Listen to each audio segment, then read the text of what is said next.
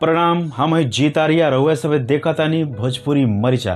Friends, ई मरिचा खाए वाला ना है, रगड़े वाला है।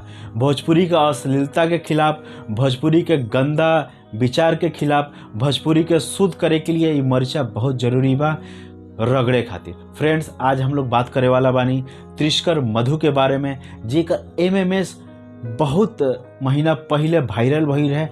ई एमएमएस वायरल भइल है कि खुद वायरल करवैले रही है, ई उहे जानत होके।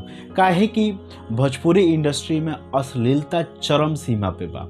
इंसान अपने आप को फेमस करे के लिए कतनो हद तक गिर जाता। गाना सुन लो लोग, राइटर लोग गंदा गंदा गाना लिखता और सिंगरों बारह सन उहो गंदा गंदा गाना गावत रसन, खाली फेमस होके खातिर, खाली पैसा कमाए खातिर। तो ई बात में का सच्चाई बा, का झूठ बा कि ए एमएमएस लीक भइल रहे कि लीक करवावल गई रहे। खैर, ई बात के बाद में रही। त्रिशकर मधु फिर से कमबैक कैले बारी। काफ़ी महीनों तक भोजपुरी इंडस्ट्री से गायब रही है और भोजपुरी से बाहर रही है, लेकिन फिर कमबैक करत रही एगो फिल्म के साथ। वो फिल्म का नाम है जयदेव।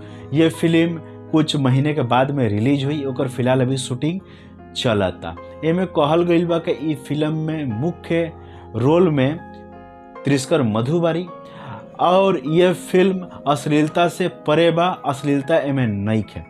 भोजपुरी में अश्लीलता ना होई तो कोनो बतवे नहीं है, लेकिन भोजपुरी में अश्लीलता के छोड़ कर के फिल्म बनावे के हिम्मत भी ना कर सकल। अगर फिल्म अच्छा होई तो ओकर गाना ओमे का रखी लो, काहे कि भोजपुरी के गाना लहंगा और चोली के ऊपर होगबे ना करेला, एकर नीचे ही रहेला। जौन भोजपुरी राइटर बारा सन वो कनियों को सोच उहे बा, और जौन गायकर बारा सन वो कनियों को सोच उहे बा। और जौन श्रोता बा, श्रोता अगर चाही तो कनी के बाइकआउट करो, उहे ठीक रही।